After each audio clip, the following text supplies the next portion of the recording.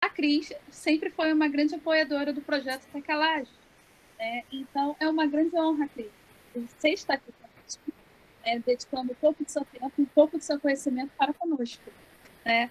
E apresentando de da maneira mais formal, né, a professora Cris, vamos chamar assim carinhosamente, como ela gosta de ser chamada, né? Possui graduação em Ciências Biológicas, né, bacharelado em Zoologia pela Universidade Federal do Rio de Janeiro, mestrado em Ecologia pela Universidade de Brasília e doutorado em Ciências Biológicas e Biofísica pela Universidade Federal do Rio de Janeiro. Ela atualmente é professora titular da Unirio, né, da Universidade Federal do Estado do Rio de Janeiro, coordena projetos institucionais na área de biodiversidade. Claro, tem uma ótima limnóloga, experiência em limnologia e atua nos seguintes temas, como lagoas costeiras, reservatórios e hidrelétricas, taxonomia e ecologia do plâncton lacustre, dieta alimentar de peixes neotropicais e indicadores biológicos de impacto antrópico. Ela é também líder do grupo de pesquisa de biodiversidade em ecossistemas aquáticos continentais e áreas de entorno, foi coordenadora da pós-graduação da UTPG. E, atualmente, ela é vice-diretora do TWRA Regional do Rio de Janeiro e nossa presidente de honra. Ela hoje vai nos abrilhantar, né, com a sua palestra. Né, e quer falar um pouco, Cris, ou você quer que eu apresente? Não, na verdade, eu agradeço muito o convite. Eu espero, né, trazer um novo olhar sobre uma peculiaridade das tecamebas que tem nos ajudado muito em alguns cursos. Então, eu espero que vocês gostem dessa apresentação. Bom, Cris, então, sendo assim, que a palestra possa se suceder e é com você. Você pode tomar a frente. A pergunta é de sempre, vocês estão vendo? Sim, estamos vendo. Sim, perfeitamente. Vendo e ouvindo perfeitamente. Muito obrigada. Bom, foi interessante que quando a Viviane me convidou para falar sobre tecamebas, eu fiquei pensando, gente, realmente eu tenho aprendido muito sobre tecamebas com a própria Viviane. E não sou uma especialista, mas eu acho que tem uma peculiaridade das tecamebas que tem nos ajudado muito em termos didáticos. E aí eu queria passar para vocês um pouco da minha experiência com as tecamebas sobre esse aspecto.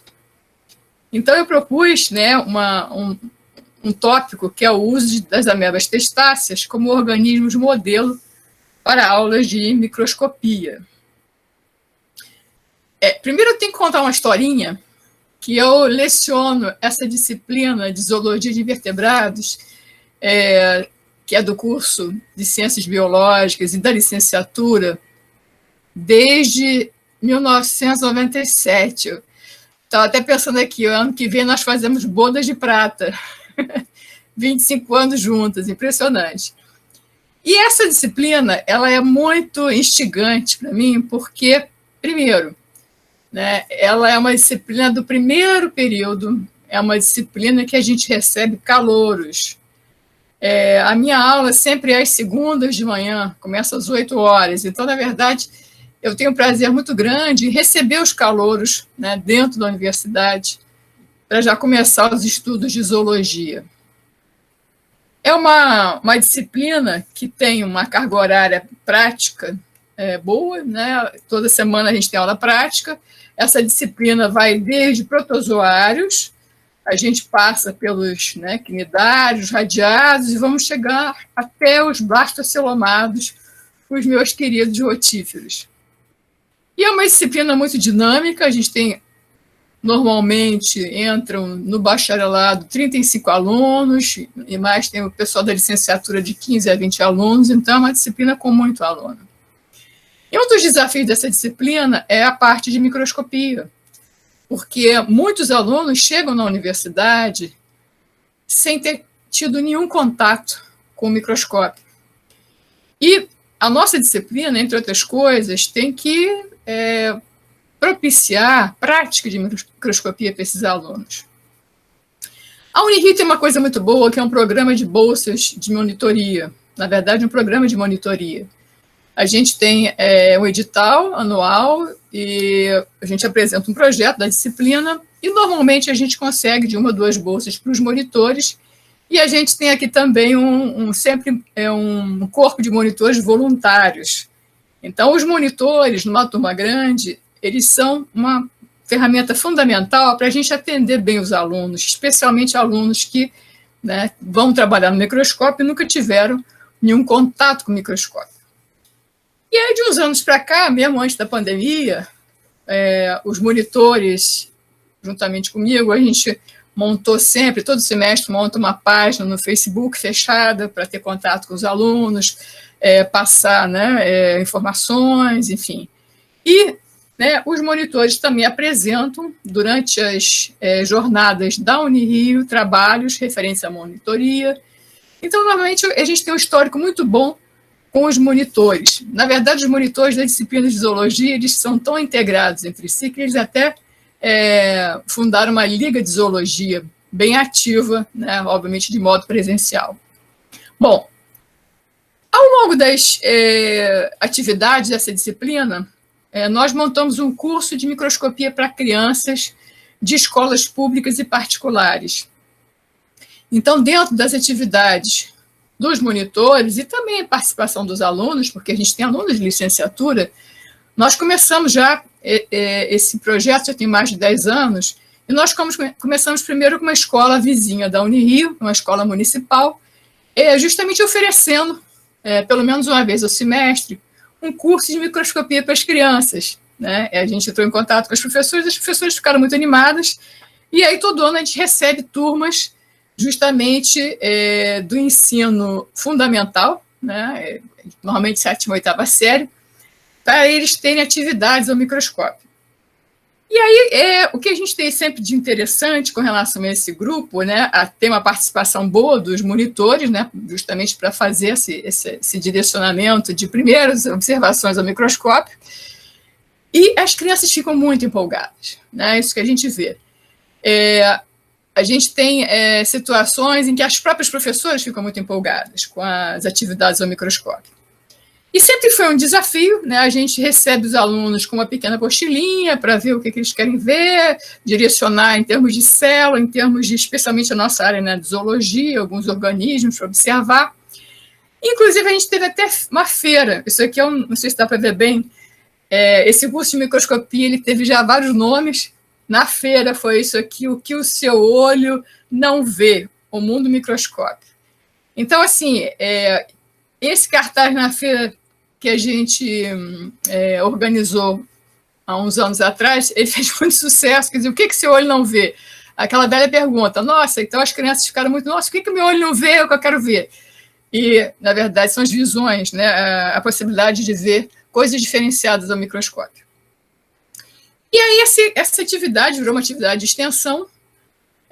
Esse curso de microscopia para criança, ele cresceu e anualmente a gente faz algumas coisas diferentes. E nós chegamos a um ponto em que os professores nos pediram auxílio. O que a gente pode incrementar em termos de microscopia para os alunos? Teve uma ONG, uns anos atrás, que deu microscópios para umas escolas públicas, então a gente começou a fazer com os alunos, com os monitores, um guia básico de apoio ao professor, né, para justamente começar atividades ao microscópio. E esse guia básico, né, a gente teve primeiro um inicial, depois, no ano seguinte, a gente teve não só o guia básico, como os monitores confeccionaram umas caixinhas com lâminas preparadas para dar para os professores. Então, foi muito gratificante as atividades de monitoria dessa disciplina, justamente referente a esse curso de microscopia. Então, nesse curso de microscopia para criança, o que obviamente que também vale um pouco para essa atividade com os alunos que estão entrando. A primeira foco inicial é o próprio microscópio, né? As partes do microscópio, estrutura, cuidados na utilização, os materiais que são usados, porque é novidade para muitos alunos, não só as crianças, como os alunos que estão entrando na universidade, os nossos calouros. Então, a gente sempre tenta direcionar também o cuidado na utilização, né? Estamos numa universidade pública, esse material é público e justamente por isso a gente tem que ter muito cuidado com a manutenção deles. E as técnicas de observação. E as técnicas de observação a gente explorou muito com as crianças, né? Então, nos cursos, inicialmente, a gente coloca sempre coisas básicas, quer dizer, pedaços de jornal, né, para ter ideia de que a visão no microscópio é invertida, né? Fio de cabelo, observação da mucosa bucal, observação de asa de inseto e observação de cultura de protozoários. O fio de cabelo é uma observação simples que qualquer um pode fazer, e é muito interessante que o fio de cabelo dá muito ibope, né? Todo mundo quer ver o seu cabelo, né? As professoras, então, ficavam animadíssimas em ver a cutícula do cabelo para ver como é que está. Enfim, isso daí foi uma experiência interessante. Muitas vezes o cabelo fazia mais sucesso do que qualquer outra coisa. E depois a história da mucosa da bochecha, porque é fácil, né? Com muitas vezes um palito de picolé, a gente faz um esfregaço da própria mucosa e consegue coletar as células das crianças na mucosa, e aí cada um vê a sua célula, vê o núcleo da célula, né? Que é fácil de ver, mas são coisas que de praxe, né? Cursos de microscopia rápidos, né, apresentam. E aí a gente começou a fazer um kit, e esse kit, justamente para, né, os professores, continha asa de inseto, né, escama de peixe, ferrão de abelha, pedacinho de formiga, né, mosquito, pena, pelo, né? E a gente viu que fazia mais sucesso, não estava no kit, era a nossa cultura de protozoários. A gente fazia uma cultura de protozoários e aquela cultura realmente é que fazia a motivação das crianças, né, crescer muito. Então, aqui foi um exemplo numa feira de ciências, e aquela velha história. O que as crianças querem ver? Organismos vivos, né? Então, assim, muito interessante ver asa de inseto, mas rapidamente perdi o interesse. Então, a gente viu que explorar organismos vivos era um caminho de atrair, né, para o uso do microscópio.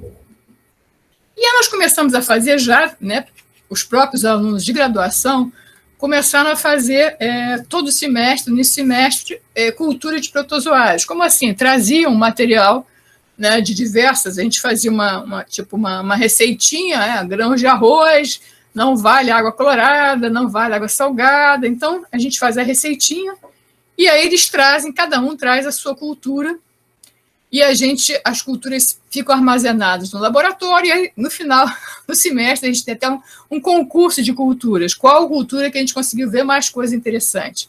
Isso tem um ponto na média, quer dizer, vale a beça. E a gente viu que começou-se, né, nas observações da cultura, essas observações foram tão interessantes para os alunos de graduação que a gente também começou a levar para as feirinhas de ciência para a observação no microscópio. Elas realmente é que faziam mais sucesso. E aí a gente teve, né, algumas coisas das culturas que são básicas, né? Aqui a gente vou passar uns filminhos, né? Então, as culturas. Primeiro, as culturas de protozoários. Então, uma das coisas que não só crianças, mas alunos de graduação que não tem nenhuma habilidade ainda ao microscópio, professora, eu estou vendo passar, mas eu não consigo. Eu vi que passou. Eu falei, é um protozoário, é um ciliado. Professora, passou, mas eu não estou conseguindo ver. Né? Então, isso é super comum. Né? Então, muitas vezes, via passar, mas aí não tem ainda a cuidade de andar com o charriot no microscópio, então fica aquela coisa meio perdida. Né? Mas, enfim, mas eu estou vendo, a minha cultura tem material, mas é uma coisa cansativa, especialmente para criança. Criança vê a célula, né, do protozoário passar, não conseguiu achar aí atrás, fica desanimado. E a gente também tem essa situação, aliás, esse aqui foi filmado, né, foi filmado numa aula, tem até alunos falando, e uma das coisas, das novidades hoje em dia, você consegue fazer uma filmagem dessa, como essa daqui, ao celular. Então, os alunos filmam no celular.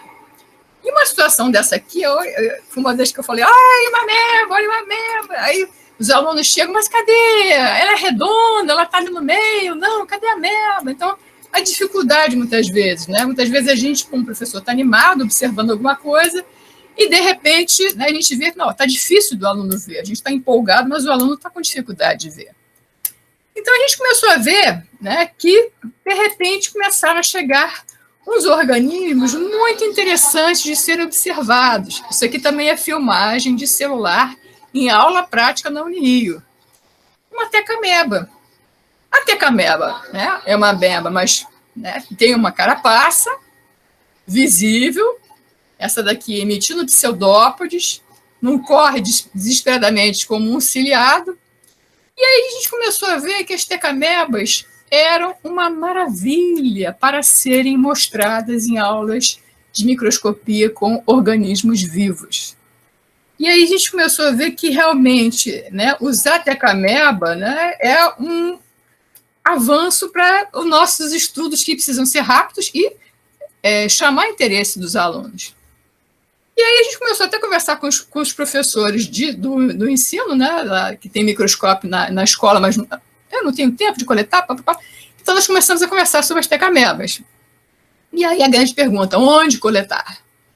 E aí a gente vê, tem algumas coisas aí já falando um pouco, né, do nosso lado da academia, né, é um trabalho muito interessante, né, que saiu ano passado do Max et al., que mostra que, nossa, a gente tem tecamebas em vários sistemas, né? Ele mostrou aqui especialmente com relação à família Arcelinida, como que diversas situações oligotróficas, mesotróficas, eutróficas e até, né, situações hipereutróficas ou situações com estresse de contaminantes, a gente tem as tecamebas presentes, né?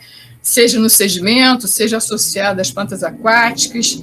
Então, a gente começa a ver, né, que tem uma certa facilidade, né, de encontrar exemplares de amebas em vários sistemas.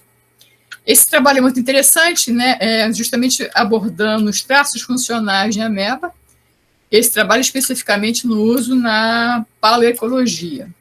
Bom, e aí o que a gente tem? Onde coletar as tecamebas? Lagos, né? Isso aí é um exemplo, é o lago lá do Jardim Botânico, obviamente, para coletar tecameba lá tem que ter autorização e tem que pedir autorização para coletar.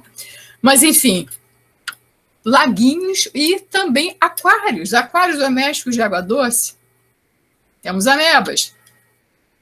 Águas de bromélia, tanques de bromélia, temos tecamebas. Diversos sistemas, até sistemas com muita planta aquática, coletando, temos tecamebas. Em vários sistemas, esse aqui é um sistema que nós temos estudado, né, nos últimos anos, uma lagoa hipereutrófica ali no Parque Chico Mendes. A gente tem a situação de cobertura de vegetação, situação de hora aberta, temos tecamebas. E nas nossas culturas, temos tecamebas. Então, acaba que é um organismo ubíquo, né, fácil de coletar, né, e aí a gente vai ver que a gente tem outras observações interessantes para fazer com as tecamebas. Uma das coisas que os alunos perguntam, e aí é muito interessante, quando você fala que você vai ver ameba, alguns já falam, nossa, mas a ameba causa doença. Eu falei, não, você vai ver uma ameba diferenciada, uma ameba de vida livre, com a carapaça, e aí o interesse começa a ser despertado. Mas o que essa ameba faz? Né? E aí a gente vê que em vários sistemas coletados, então, por exemplo, aqui eu trouxe exemplos nossos, né, Ribeirão das Lajes, Alagoinha, culturas de protozoários, a gente tem uma diversidade muito grande de formas, diversidade, né, de espécies, e isso atrai a curiosidade dos alunos. Bom, e aí os alunos sempre perguntam, o que as tecamebas fazem?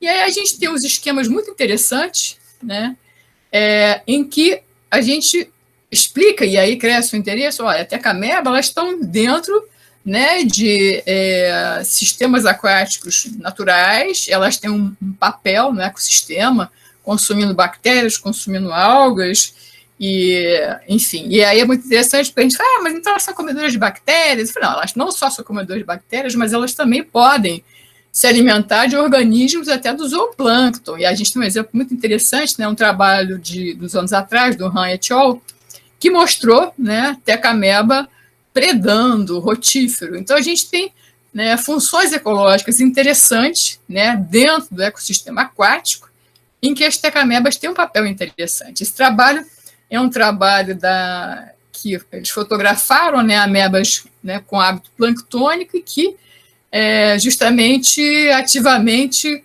caçando a pobre coloteca, um rotífero, né, na coluna d'água. Então, realmente, a gente tem vários desdobramentos de ações no ambiente da teca-ameba.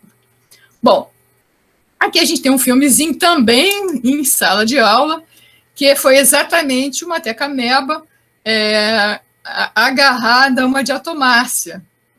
E aí a gente sempre fala, olha só, a gente sempre tem interações interessantes nessa parte microscópica, e isso incentiva muito o aluno, né, na hora que ele vê o objeto de estudo dele, né, participando de interações, né, microscopicamente, que é uma coisa meio difícil da gente ver, mas é possível. Então, dá, né, para dar uma ideia do papel daquele organismo no ambiente. Bom, e aí a diversidade de formas. Né?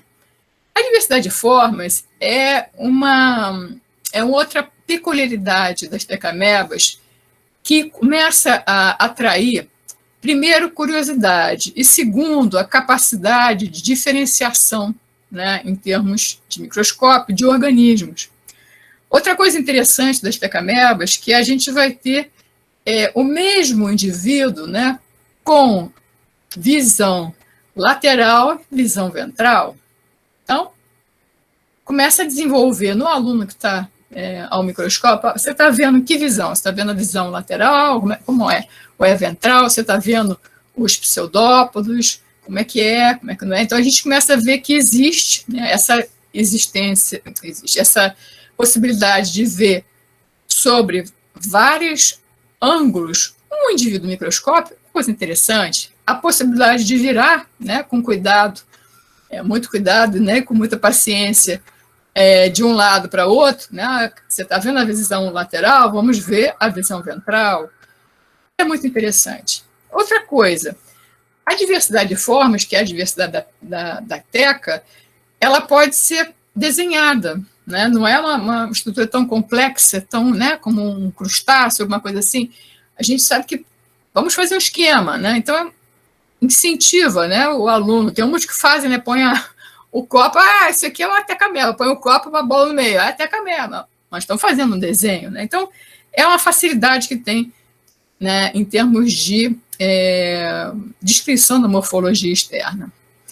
Outra coisa importante, aqui que é um trabalho, na verdade, eu estou dando um exemplo porque tem umas fotos que eu achei né, a abordagem da visão lateral e a visão ventral interessante. É uma visão sobre um trabalho sobre uma morfologia e uma descrição de uma espécie nova, e colocando um aspecto que vai ser importantíssimo para, né, depois nos estudos de zoologia, a visão lateral de organismo e a visão ventral. Eu sempre falo, né, como eu dou aula de vários organismos invertebrados, vermes, eu falo que a nossa análise morfológica de um animal, o mais simples que seja, ela tem que ser organizada. Então, assim, já comecei a estimular, qual é a visão ventral, qual é a visão lateral, né? Existe diferença, quais são as diferenças, né? Como é que você coloca esse animal no microscópio? E eu vou até colocar aqui um exemplo, né, de um trabalho de Miranda e colaboradores de 2020, a ocorrência de arselinida nos sistemas costeiros, né, rios costeiros aqui do estado do Rio de Janeiro, justamente porque tem desenhos, né, extremamente de qualidade e que fazem a gente poder também estudar com os alunos aspectos dessas teca-amebas. Então, por exemplo, desse trabalho, vou botar como exemplo, o que a gente pode fazer com alunos, e aí eu incluo também alunos de graduação e também crianças dos nossos cursos de microscopia. A ideia de diâmetro. Né? Então, qual é o diâmetro? Qual é a altura? Qual é, né, o diâmetro maior? Qual é o diâmetro da abertura? Qual é o raio? Né? E aí a gente começa a ver que a vista lateral e a vista ventral tem desdobramentos. Altura, diâmetro, raio, circunferência. Qual é o perímetro? Então, a gente resgata até conhecimentos até de geometria. E aí, indo um pouquinho mais além, né, a gente começa a ver que a gente consegue fazer também cálculos de área e especialmente cálculos de volume. Como assim? Mas uma teca-ameba, uma esfera? Não, é uma esfera dividida ao meio. Então, a gente tem ideia começa a ter ideia de biovolume. Então, colocar, né, a ideia é que um organismo microscópico ele tem suas dimensões e ele pode também ter seu biovolume calculado. E desse biovolume a gente pode até estimar o conteúdo de carbono daquela célula tão pequenininha. Então, na verdade, a gente começa a ver que as tecamebas elas têm desdobramentos, né? Primeiro, recapitulando a facilidade, digamos, de coletar, a facilidade, né, de observação. Outra coisa importante é uma observação geral. Não precisa de técnica de coloração, né? A carapaça já é, né, uma grande auxílio, né, no estudo, enfim, na comparação de morfologias. E uma coisa interessante também, aí vocês podem perguntar, mas e a escala? Né? A gente trabalha muito em escala com as crianças, porque quando a gente fala, esse organismo ele tem menos de 1 milímetro, aí eles lembram da régua, né? 1 milímetro. Então, uma das primeiras coisas que a gente tem que pensar também é trazer, né, para a escala microscópica, né, a cabeça, né, dos alunos. Então, o exemplo que eu adoro é o exemplo da folha de jornal, a letra da folha de jornal. Então, colocando a folha de jornal no microscópio, a primeira coisa que se vê, né, o cara está lendo ali, mas ele vê que no microscópio a visão está ao contrário, muito bem. E chamar atenção, né, qual é o tamanho, né, e aí uma régua típica, né, régua de colégio, qual é o tamanho de uma letrinha lá do jornal? Normalmente, no caso desse R, é exatamente 1 milímetro. A gente vai dizer 1 milímetro, são 1000 micrômetros. E a nossa tecameba? A nossa tecameba, normalmente, olha lá o tamanho dela, comparando, ela vai ter, né, no caso dessa daqui, é 100 micrômetros, é 1/10 daquele milímetro. E aí a gente começa a ter noção, né, da comparação de tamanho entre as coisas. E começa a entrar, né, numa seara que é medir coisas microscópicas, que é possível. Então, assim, de uma forma geral, não vou me alongar, eu queria falar da minha experiência, né, com o uso de tecamebas como modelo, né? Primeiro, por serem organismos ubíquos, de fácil coleta e observação. Segundo, a gente consegue aplicar desde o conhecimento da célula, né, a célula emitindo pseudópodos, a célula com vacúolos, enfim, a gente consegue até a biodiversidade aquática. Quer dizer, qual é o papel daquela tecameba naquele ambiente? Naquele ambiente, você está fazendo uma cultura, aquela cultura veio do seu aquário, então, olha lá, tinha tecameba no seu aquário, ela está fazendo alguma coisa naquele aquário, como ela vai estar sobrevivendo naquela cultura, se alimentando de bactérias, se alimentando de algas. Outra coisa interessante, que eu acho que é especialmente interessante, desenvolvimento de acuidade visual e análise crítica comparativa. Quer dizer, observar, né? Tem espinho, não, ela é redonda, não, ela é mais ovalada. E a comparação de formas. Eu tive uma felicidade de um desses alunos do colégio, lá em frente à Unirio, ele foi fazer biologia com a gente. E uma vez ele me falou, professora, uma das coisas que me estimulou a vir fazer biologia foi aquele cursinho de microscopia que a senhora fez com seus monitores. Eu estava na dúvida, mas na hora que eu vi aquele mundo do microscópio, a pesquisa, fiquei animadíssima e fui fazer vestibular e estou aqui agora com vocês. Eu fiquei super animada, né? Fiquei assim, né? Gente, quer dizer que uma sementinha foi plantada e, né, vingou. Bom, uma coisa que também acompanha daqui para frente, né, a análise de aspecto lateral, aspecto ventral, né? Depois, quando eles vão ver, vamos analisar uma planária, um verme, cadê, né, o lado ventral? Então, já começa a ver que os organismos têm que ser explorados morfologicamente, né, com parte anterior, parte posterior, enfim, já começa esse tipo de análise. Também o desenvolvimento da noção de escala microscópica e, finalmente, né, uma coisa, né, que uma aplicação que as professoras adoram, né, que é a aplicação de geometria básica, né, medição. E aí é interessante, porque, assim, por incrível que pareça, tem até microscópios em escolas que têm o polar micrometrado, dá para fazer medidas, mas, enfim, dá para fazer também por comparação, né, com medidas conhecidas de algumas coisas, né, enfim, mais conhecidas, dá para comparar em termos de tamanho. Bom, então eu queria, né, de novo, agradecer esse convite, né, para, na verdade, falar dessa minha experiência com o ensino de microscopia, tanto para alunos de graduação, os iniciantes, como para crianças. As tecamebas são sempre muito instigantes.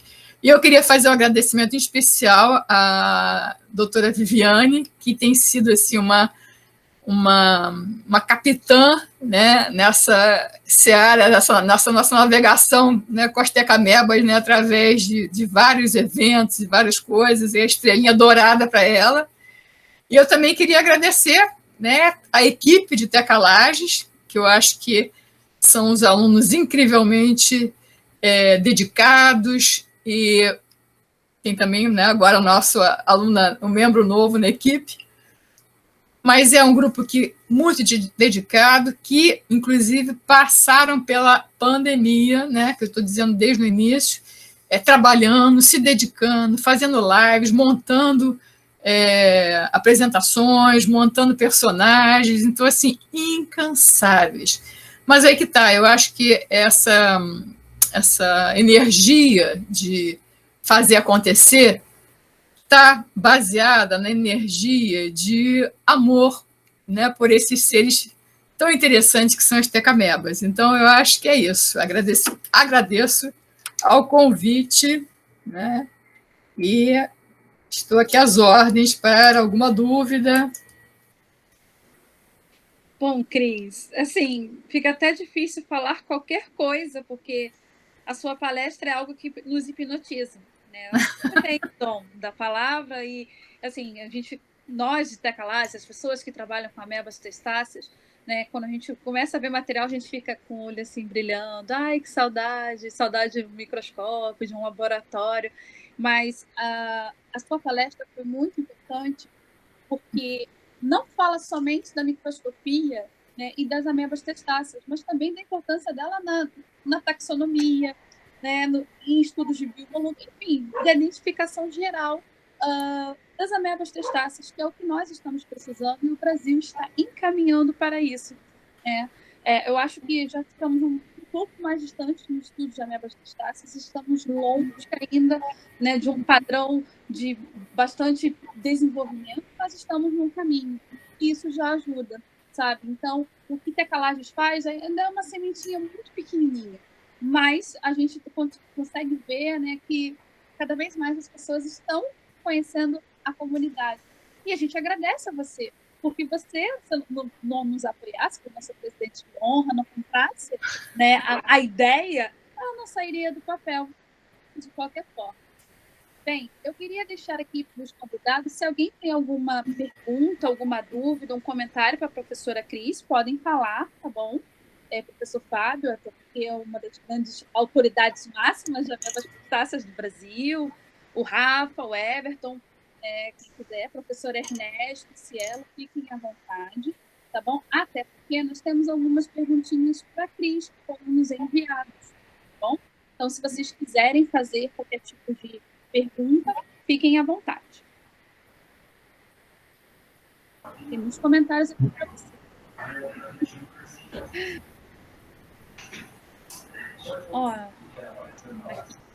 Olha, o professor Ernesto, ele perguntou, manejam claves taxonômicas simples com os grupos de estudantes? Nesse curso básico e na introdução ao estudo da zoologia, não, a gente não consegue ter tempo, porque tem que ver muita coisa. Mas, na verdade, a gente usa as chaves, né, com a pesquisa, com o grupo, né, dos alunos em tecamebas. Né? A gente tem um grupo especializado hoje em dia em taxonomia de tecamebas. Então, a gente usa a chave, né, eles usam as chaves, né, nesses trabalhos de pesquisa mesmo.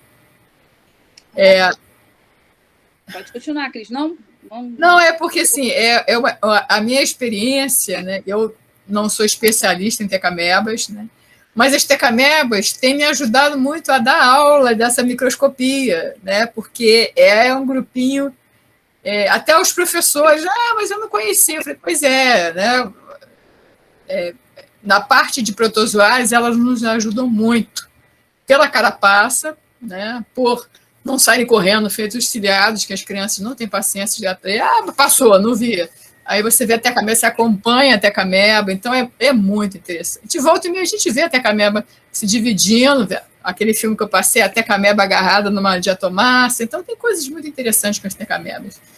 E eu, assim, na verdade, eu me surpreendi ao longo do tempo, eu falei, gente, tecamebas estão me ajudando muito a dar aulas de microscopia. Bacana. O professor Fábio Lansactoa levantou a mão. Pode falar, professor. Oi, Cris, tudo bem? Parabéns pela palestra, né? Obrigada. Acho muito legal esse trabalho que você faz com os alunos do ensino médio, fundamental, né? Aí eu queria que você pudesse falar um pouquinho mais. A gente sabe que na maioria das vezes, as escolas desse nível de ensino não incentiva muito as aulas práticas, não por problema dos professores, é mais a falta de estrutura mesmo, falta de tempo, e a gente percebe que eles aprendem biologia muito na teoria, né? Muito teórica, então qualquer coisa que eles vão fazer em laboratório, para eles acho que deve ser uma novidade, assim. E você trabalhou com muitas escolas? Como é que foi? Olha só, na verdade, a gente está há mais de 10 anos trabalhando com uma escola que é vizinha da Unirio, que é uma escola municipal. Essa escola, no início, ela não tinha microscópio. Depois, uma ONG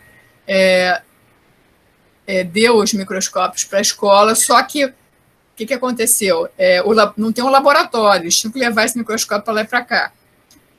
E acabou que 1 ou 2 anos eles ficaram muito animados fazendo as coisas, depois as professoras, mas não tem, a gente tem que preparar. Daí a ideia de fazer o kit para elas levarem, né? Para fazer coisas tipo assim, olha, né, você faz o roteiro de aula. Né? E a gente tem, é interessante porque na mesma rua, do lado, né, um pouco mais à frente, a gente tem uma escola particular de alto nível. Né? E nessa escola, a gente até chegou aí na escola perguntar, oferecer o nosso curso, aí, não precisa não, obrigada, professora, a gente está indo para o Pantanal com os alunos e levando o microscópio. Aí eu pensei assim, pô, eles vão ver a água do Pantanal com os alunos e levando o microscópio. Então, a gente tem uma disparidade muito grande nas escolas. Eu até tinha um aluno que fez uma pesquisa em várias escolas para saber o nível de laboratório das escolas na parte de ciências. Então, é um disparate entre escola particular e escola pública, à exceção da escola pública. Né?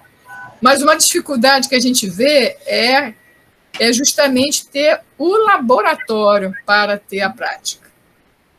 Muitas vezes tem um microscópio e não tem uma estrutura de laboratório para a prática. E os alunos, eles têm assim, uma animação. Eu tive até a situação que, numa aula prática, quando eu fui ver, o aluno tinha picado o dedo, estava vendo o próprio sangue lá no microscópio, né?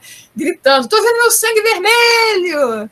Eu até achei engraçado que a professora falou assim, você achou que era azul? As professoras têm muito bom humor, elas são muito animadas, eu fico impressionada. Elas chegam lá, muitas vezes, 1 ou 2 professoras com 30, 40 alunos, até a gente divide a turma para fazer várias atividades. Mas esse é um papel que a gente precisa fazer mais. É o papel da universidade saindo dos seus muros, né? A gente precisava fazer mais isso. Eu me sinto assim que eu estou fazendo muito tempo, mas eu devia fazer mais. É verdade. A gente tem procurado fazer isso aqui no NUPER e o PE, né, a pós-graduação, lá no município de Porto Rico, lá no Rio Paraná, que você chegou aí lá, né? Não sei se você chegou... Muito tempo atrás. Então. E a experiência é muito interessante, a gente convida as escolas, né? E a comunidade em geral.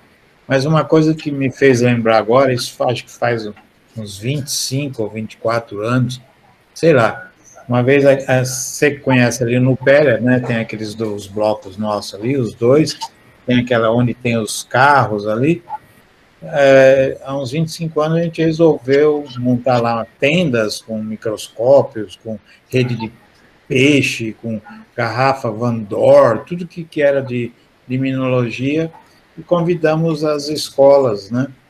Foram feitos convites, e eles agendavam, era uma semana toda. E era para aluno de ensino mais médio, né? E também fundamental, mas já mais grandinhos, né? Não era assim. Aí o meu filho, que tinha 5 ou 6 anos na ocasião, que sempre ia nas coletas comigo em Porto Rico, ele falou: pai, aqui ele estudou numa escolinha chamada Capuchu, né? Levo meus amiguinhos lá. Nando, como é que eu vou levar os seus amiguinhos? É complicado você sair da escola, né? Eu não posso pegar um carro público e ir lá buscar. Aí, bom, e ele me enchendo o saco, né? Porque era a semana toda. Aí eu conversei com a diretora, que eu conhecia, né? Que era a esposa de um amigo nosso do pé lá. Aí eu tinha um conhecido que tinha um van, acho que era van, o Kombi, sei lá, que acho que já era van naquela época. Eu vou buscar eles, pode deixar, se os pais têm que dar autorização. Nossa, mas você precisa ver, Cristina, eles foram lá no pé, lá, aquela piazada de 5, 6 anos, foi um dos momentos mais marcantes que eu tive, assim, na carreira docente, né? Ver aquela piazada olhando o microscópio, quando eles viam aquelas redes de peixe lá de espera, quando eles olharam a garrafa de Van Dor, o que é esse trem? É uma experiência muito legal. Parabéns pelo trabalho. Eu me lembro que para mim foi, quer dizer, eu não sou tão participativo nessas coisas de dar aula para segundo grau, assim, né? Mas eu acho um trabalho maravilhoso. E é esse pessoal que depois vai pegando, né, aprender a biologia, pelo menos olhar alguma coisa na prática, né? Porque eu me lembro quando eu estudei biologia, só fui ter laboratório no último ano da biologia. E era colégio particular, hein, aqui lá em São Paulo, quer dizer. É um negócio muito legal. Parabéns, viu, Cris? Obrigada. Pelo trabalho. Obrigado. Obrigada, agradeço. Cris, o Everton deixou um comentário aqui, olha, ele disse que ele não tem uma pergunta, mas tem uma sugestão. Seria lindo ter esse material no livro para crianças que sabem contar a história da Napoleão. Seria maravilhoso. Tá aí uma ideia boa, hein? Né? Olha o gibi aí aparecendo. Exatamente. Exatamente. Então, Cris, nós temos aqui algumas perguntas, né, para você, porque a gente sabe que você é uma grande especialista em reservatórios, né? Sua comunidade preferida são os rotíferos, né? A gente sabe disso.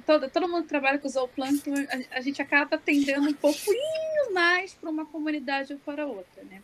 Aqui temos especialistas praticamente de todas as comunidades planctônicas, e isso é muito honroso, porque a gente está sempre buscando conhecer um pouquinho de cada comunidade, e assim a gente se complementa. Mas, Cris, você já conhecia a comunidade de amebas crustáceas antes,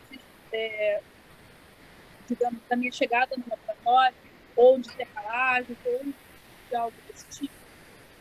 Não, antes de eu ser liminóloga, eu sou zoóloga. Então, assim, na verdade, eu tenho uma curiosidade imensa, né, por grupos de organismos vivos, incluindo os protozoários. Então, assim, para mim, não de uma maneira mais aprofundada, mas eu sempre tive o maior encanto pelas tecamebas e, assim, as euglifas da vida, né, enfim.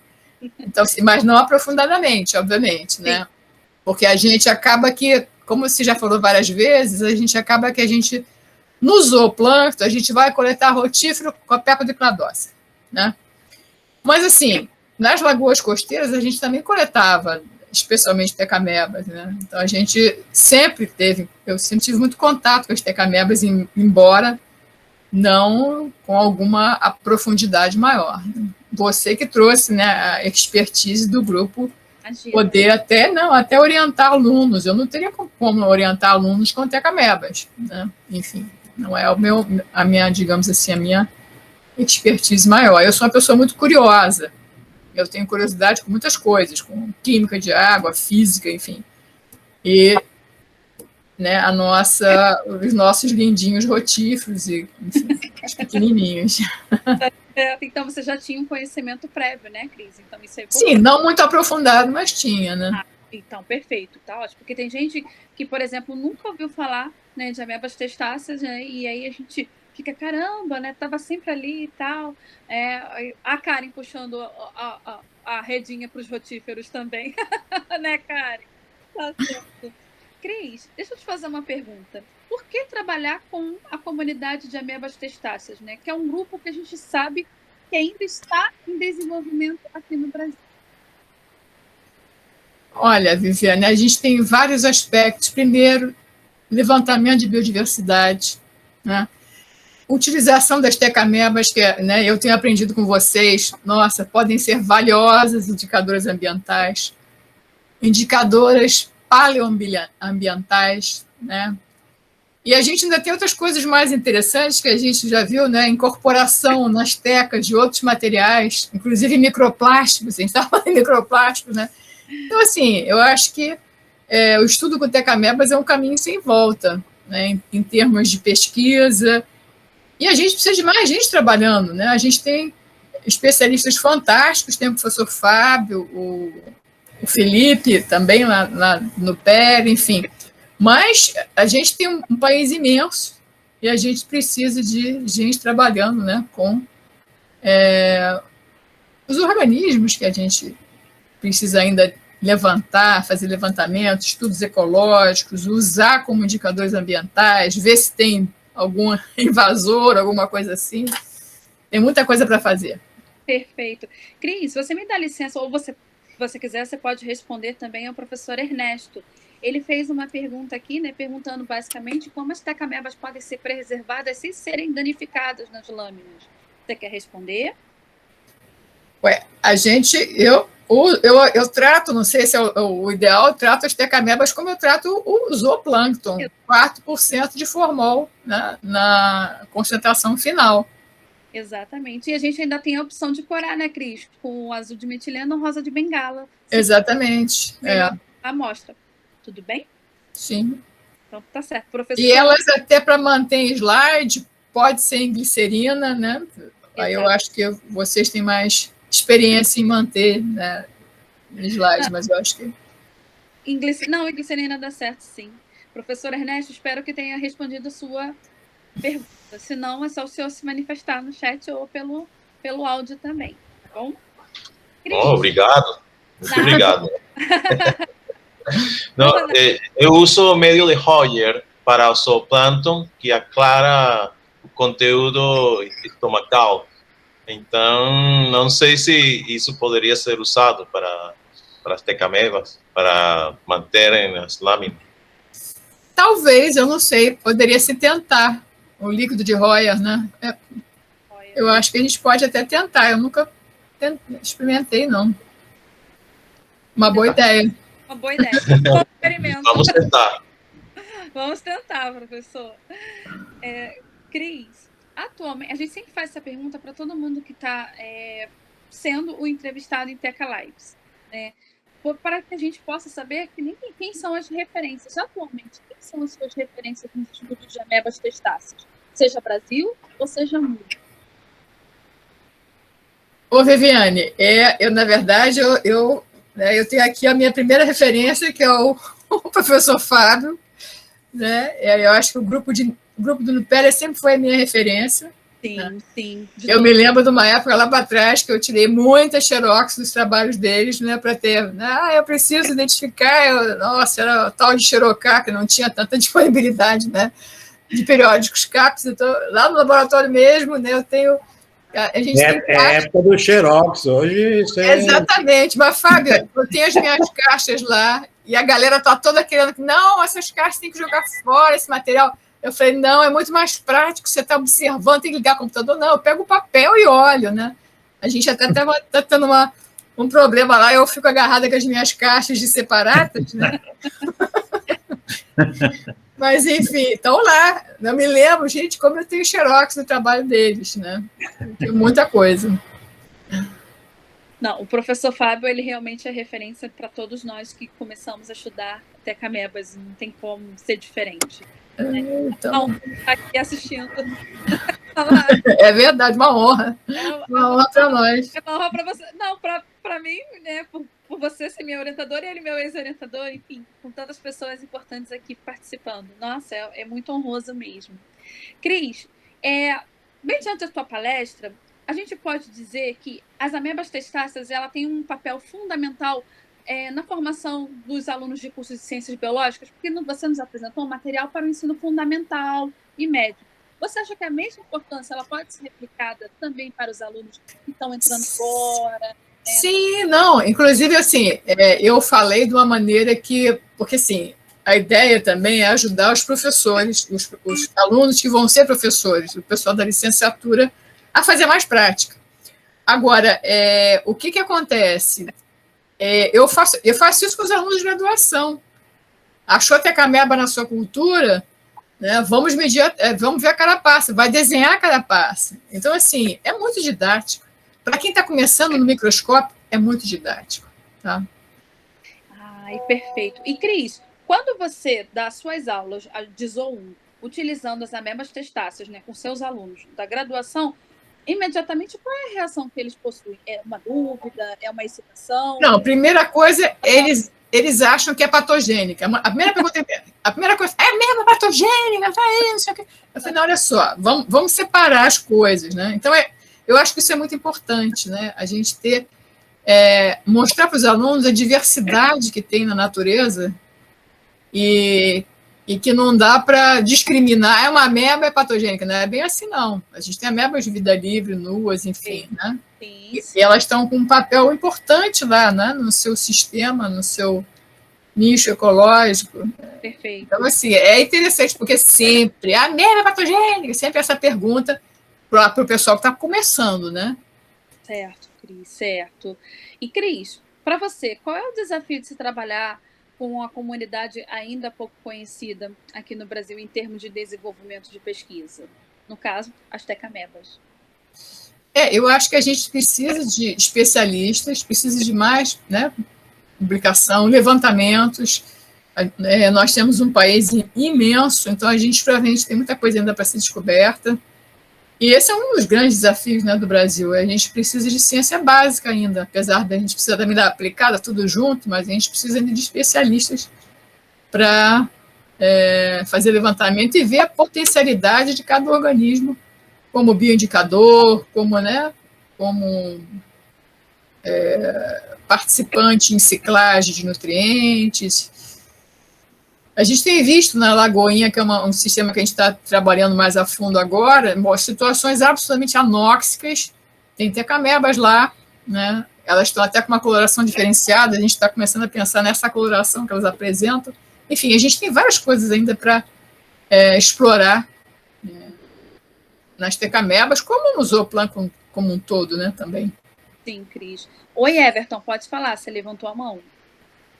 Oi, levantei sim. Não me surgiu agora uma pergunta. Eu vejo que as comunidades, né, são realmente subestimadas pelo fato que, como a Cris elucidou, né, a gente foca muito nos rotíferos, cladóceros e copépodes, mas eu penso também que a gente pode perder muita informação pelo fato da gente coletar fazer coleta de zooplâncton em superfície ou na zona eufótica, e claro que a gente pode ter muita tecameba no fundo ali, e coleta de fundo, o pessoal de Bento geralmente vai para a lupa, não vai muito para o microscópio, e talvez a gente pode estar com um universo fantástico ali. Então,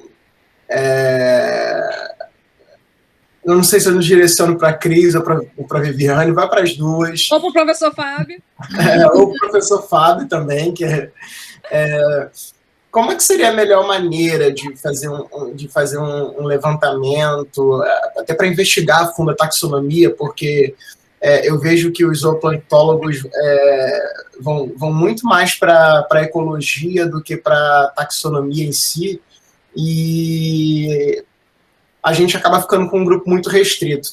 A gente fala em pouquíssimas pessoas. Fulano é especialista em cladócero, fulano é especialista em rotífero, fulano é especialista em copéptico, e temos uma imensidão de especialistas em zooplâncton como um todo, né? Como especialista em toda a comunidade.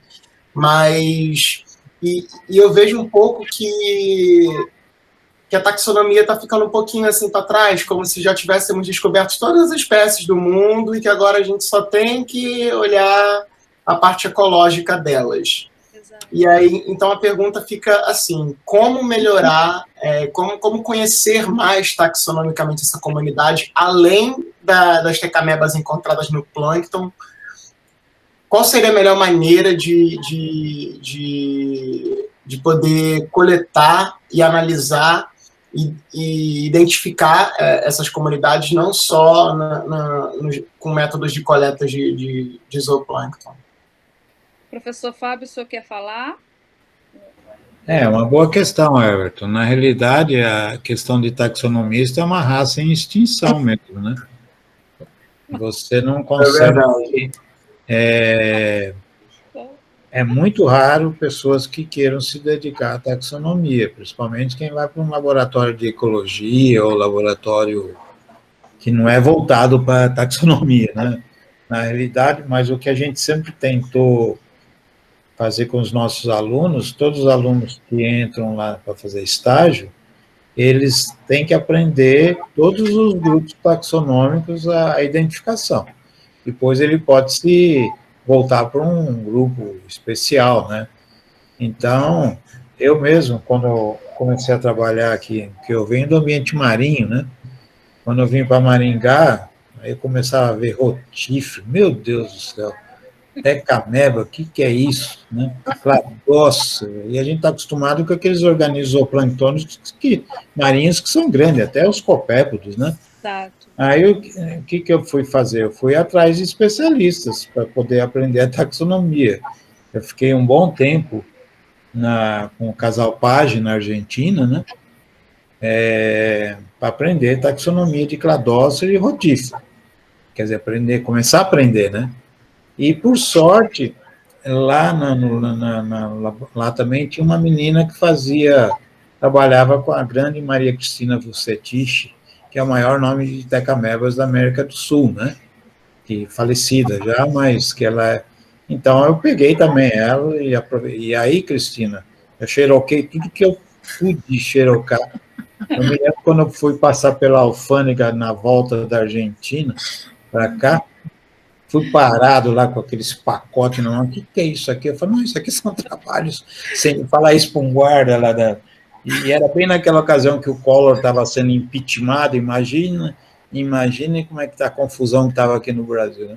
Mas é isso, Everton, a gente tem que incentivar realmente as pessoas a poder gostar da taxonomia. Eu não sou taxonomista, nunca fui, nem sei o que eu sou, acho que eu sou mais da parte de zoologia, como a Cristina também é.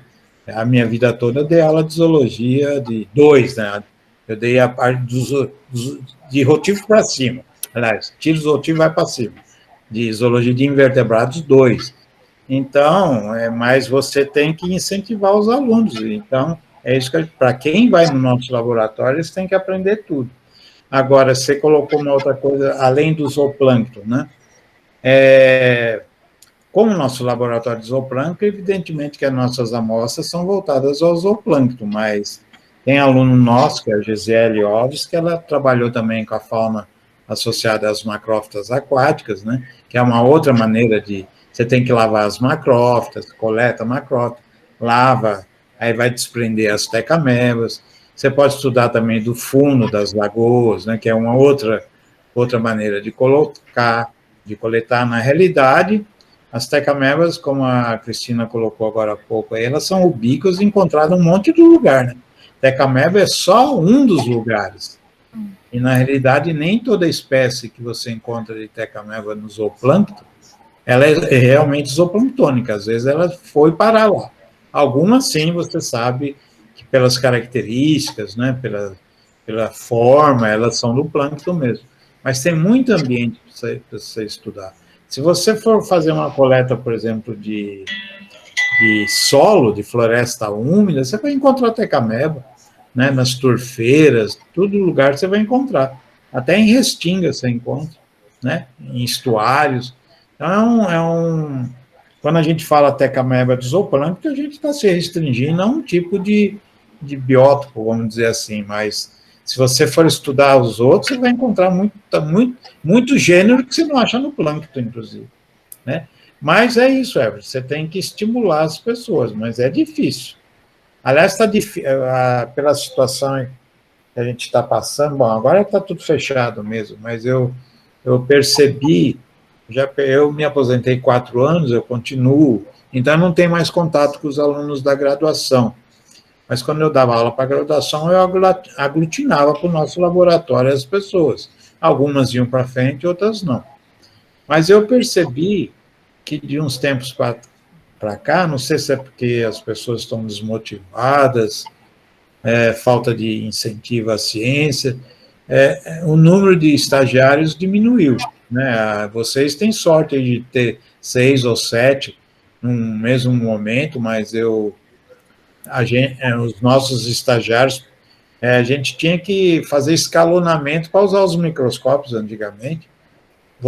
Fulano vem de tal a tal horário, o outro vem de tal a tal horário. Hoje não, hoje você tem lá meia dúzia de estagiários, 5, 4, que dá perfeitamente, mas eu estou percebendo também que não é só questão de falta de taxonomista, não, é falta de as pessoas voltarem a ter o estímulo a poder fazer pesquisa, né, a poder estudar, né, isso é um momento feio que a gente está passando, mas que a gente espera que isso mude, né, espera não, com certeza isso, a ciência, ela está aí, né, e é só um momento, né, não sei se eu te respondi, Everton, mas é insistência, e quando você vê que a pessoa tem mão para taxonomia, não só a mão de olhar no microscópio, mas saber desenhar, e esse mesmo. Por exemplo, nós tivemos aqui um estagiário que hoje é professor, que é o Ciro, né? Excelente desenhista de tecamebas, de rotíferos, muitos trabalhos que a gente fez de tecameba, ele que desenhou. E quando você acha um neguinho desse aí para fazer estágio, meu filho, você tem que segurar eu falei neguinho, mas pode ser branquinho, amarelinho.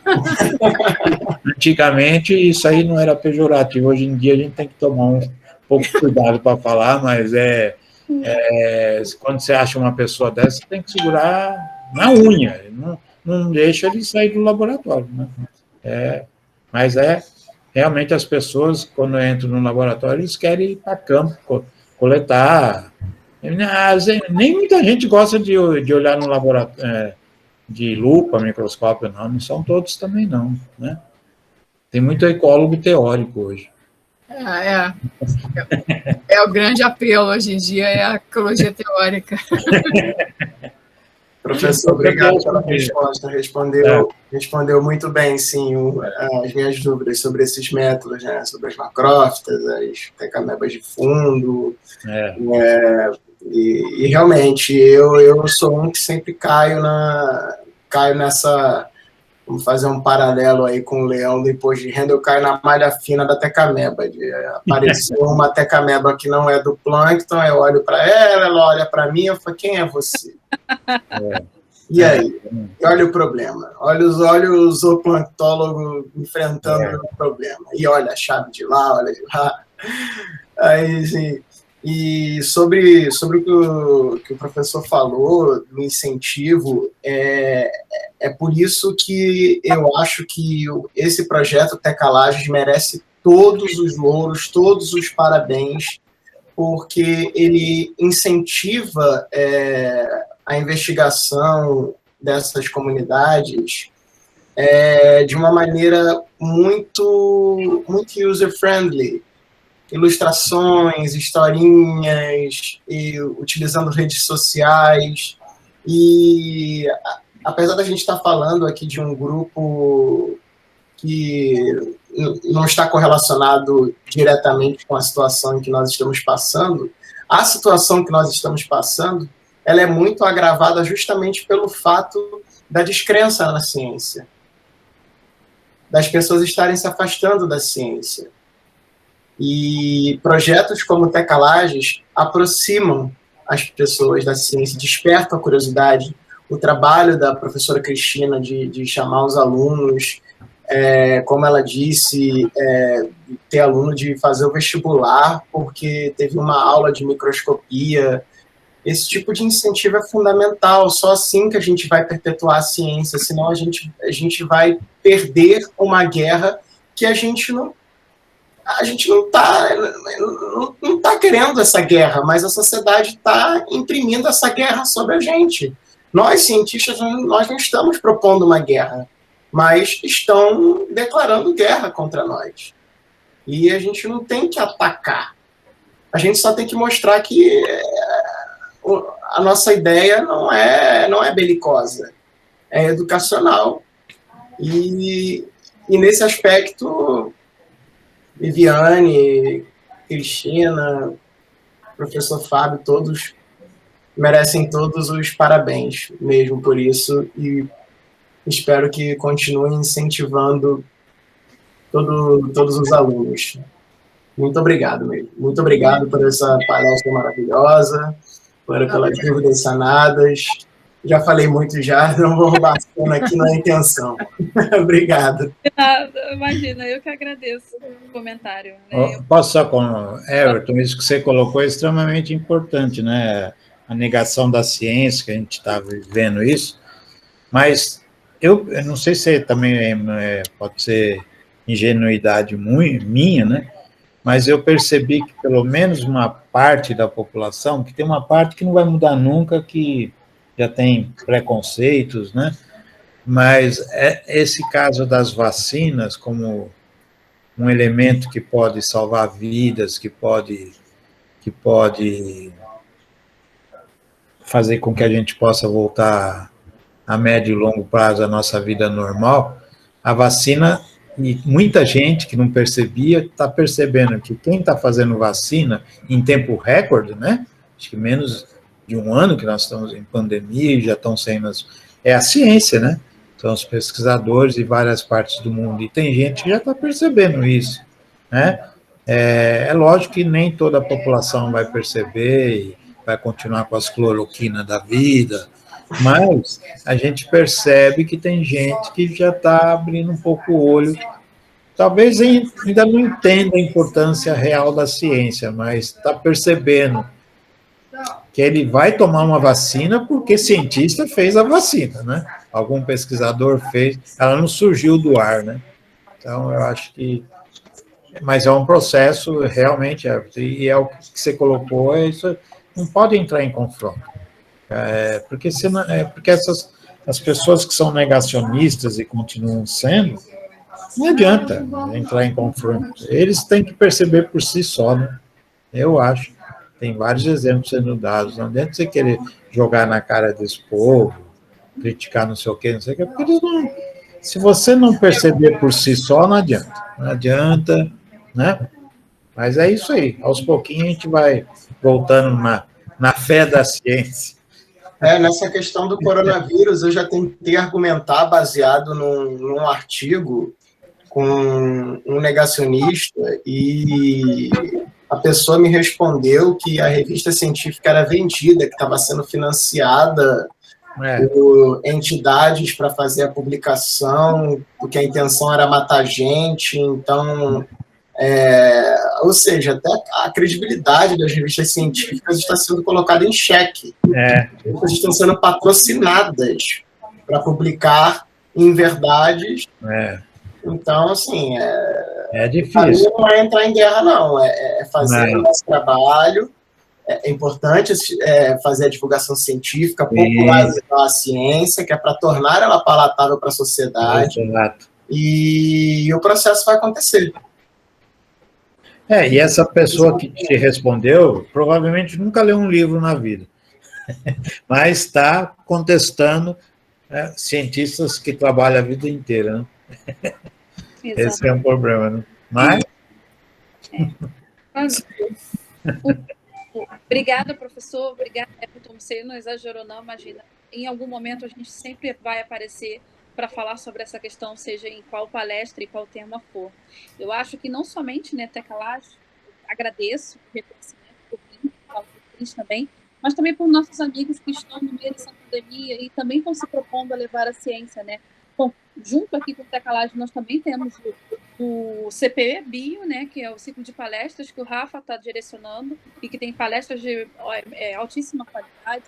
Nós temos também nossos grupos, né, de pesquisa da Unirio, o LACUA, o LICTA, né, o pessoal que está fazendo a divulgação de alguma maneira, está tentando levar um pouco de ciência e conhecimento para as pessoas. Eu acho que o reconhecimento são de todos nós, sabe? Agradeço, né? Nós somos o primeiro grupo de divulgação científica, até onde eu saiba, também dos testes. Agora nós temos o grupo do professor Fábio, que está se desenvolvendo.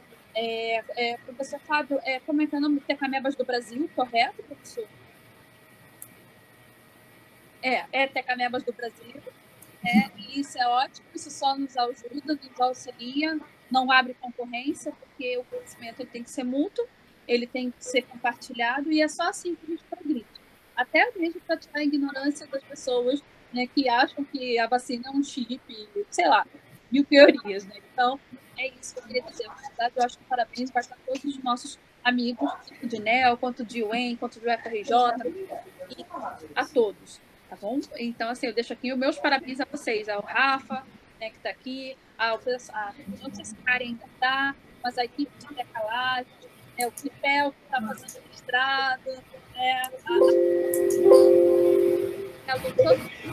e de alguma maneira, né, no meio dessa pandemia, onde está todo mundo cansado, onde está todo mundo o seu psicológico abalado, ainda assim se dispõe a fazer uma ciência de qualidade e levar para as pessoas. Isso é honroso, sabe? Então, assim, parabéns para todos vocês, tá bom?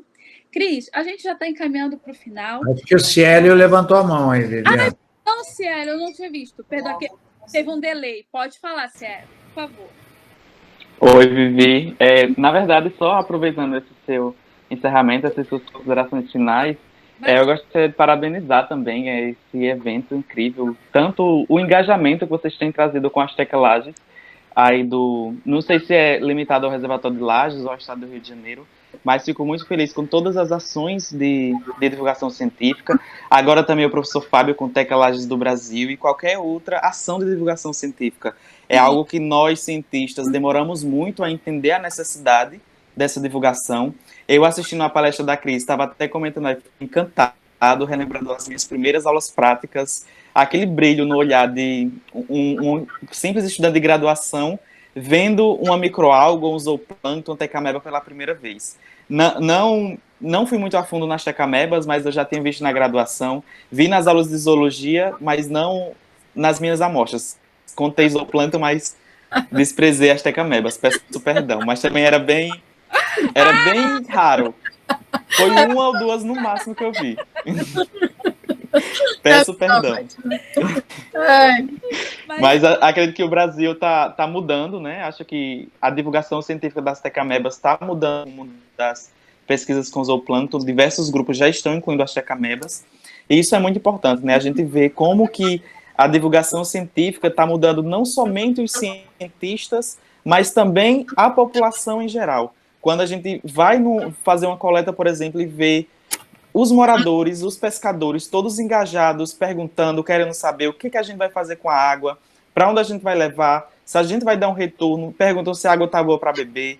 Isso é maravilhoso. Eu acho que a divulgação científica, vocês tocaram no ponto-chave e que precisa ser mais discutido no Brasil como um todo. Acho que ciência não se faz somente para cientistas. Temos que levar para quem investe nos cientistas, que é quem paga os impostos, quem está basicamente financiando os salários dos cientistas, que é o imposto brasileiro. E, novamente, deixar aqui meus parabéns para a Cris, excelente palestra, para a Viviane pela iniciativa, e também para o professor Fábio, que deu uma importante contribuição aqui. Muito obrigado. Imagina. Obrigada, Ciélio. Só para responder a sua pergunta, Tecalages, ele começou com um projeto de justamente estudar, que é um projeto do meu pós-doutorado com a professora Cristina, o segundo, o primeiro foi com o professor Fábio, né, que era estudar exclusivamente a comunidade cetáceas do reservatório Ribeirão das Lajes, aqui do estado do Rio de Janeiro. Porém, com a pandemia, as amostras ficaram no laboratório.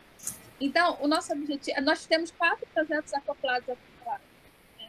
Só sendo que a gente teve que se reinventar, como todo cientista teve que se reinventar, e a gente começou a falar assim, poxa, vamos então começar a divulgar o que a gente já conhece, que tem lá, né, em Ribeirão das Lajes. Foi quando começou a divulgação científica. E aí a gente começou agora a indicar artigos, a fazer os joguinhos, toda essa questão mais lúdica, essa questão mais inclusiva, inclusive, né, falando com o Frank Libras, né, que foi o Pedro Henrique, nossa primeira live. Então, a gente está se conscientizando. O projeto tinha um objetivo e encaminhou para outro, sabe? Então, assim, que bom, porque a gente divulgando, a gente leva conhecimento. Sim, sim. Isso é muito bom mesmo, ver toda essa questão, desculpa te interromper, ver toda essa questão, inclusive ver alguns trabalhos que já foram desenvolvidos e ver como esse conhecimento está sendo continuado, né? Vendo os primeiros trabalhos lá do Ribeirão das Lajes, lá em 2018, e tendo essa continuidade com Tecalages, isso enriquece muito o conhecimento de uma forma geral para a ciência brasileira. Muito obrigado e parabéns mais uma vez. Eu que agradeço, parabéns também. Cris, a gente já está indo para o finalzinho. Tem 2 perguntas que nós de Tecalages gostaríamos de fazer.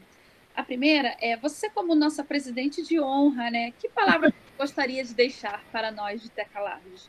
Né, já que é um momento que você vê que os seus alunos, seus orientandos, a sua equipe, assim como você, estamos cansados, como o professor Fábio muito bem disse, né, está lutando contra uma correnteza muito forte, né, contra a ciência, com tudo, e a gente ainda tem que ter força para caminhar e tal. Que palavra você deixaria para nós de Tecalages? Ô, Viviane, eu acho que uma palavra só, força e fé. Sabe, eu acho que 2 coisas importantes. Primeiro, fazer o que gosta, né? É fundamental. Então, eu vejo vocês com brilho nos olhos falando das tecamebas, isso é fundamental. E segundo, a situação vai melhorar, a gente já teve pior no ano passado, acho que ano passado foi tétrico, a gente não tinha uma luz no fim do túnel, agora a gente tem o túnel está longo, mas tem uma luz lá na frente, então vai passar, daqui a pouco nós estamos juntos lá no laboratório, se Deus quiser, né, comendo muito brigadeiro, e aí é isso, faz parte, né, do nosso grupo, a gente está sempre junto.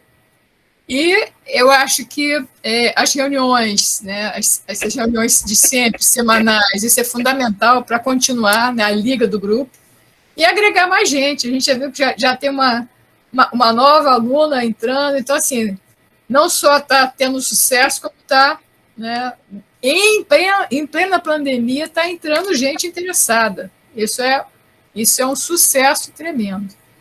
Tá? Então, assim, é força e fé que vamos melhorar, publicar, né? Nesse silêncio da pandemia, o que nos resta é ler, analisar o que a gente tem e publicar. E vamos embora, divulgar a ciência e continuar até Tecalages firme e forte. Sim, Cris. Cris, a gente queria agradecer, né, em nome de Tecalages, agradecer a palestra, por você dispor, né, do seu tempo agora à noite, cansada, que já teve palestra hoje no CFBio, né? Eu sei disso, né? Um ótimo evento, como eu falei. Obrigada por nos apoiar, obrigada por ser não somente uma orientadora, mas uma profissional que a gente pode admirar em vários aspectos. E eu digo isso sempre, porque eu falo sempre com todo mundo, como você assim como eu falo do professor Fábio, vocês 2 são grandes referências na minha vida, assim como meus colegas do laboratório que estão aqui, né, e os orientantes que amam do coração. Muito obrigada, e muitíssimo obrigada pela presença de vocês. Obrigada, sucesso para todos os meus colegas, para o CFBio. Rafa, parabéns, toda a equipe, Karen. Obrigada. Parabéns vocês também. Tá bom, professor Fábio, o senhor é sempre muito bem-vindo em Tecalages. Professor Ernesto, obrigada por sua brilhante presença. Clipel, saudades de você, amigos de laboratório. Saudades. Cada um de vocês. Milton, grande guerreiro lá na Fiocruz, na frente de combate. Que Deus te abençoe, blinde tua saúde, como a de todo mundo. Obrigado, Vivi. Bianca, minha amiga, obrigada por estar aqui. Obrigada a todos. Essa palestra vai estar no YouTube e já ponho as fotografias e envio para vocês. Tá certo? Um beijo.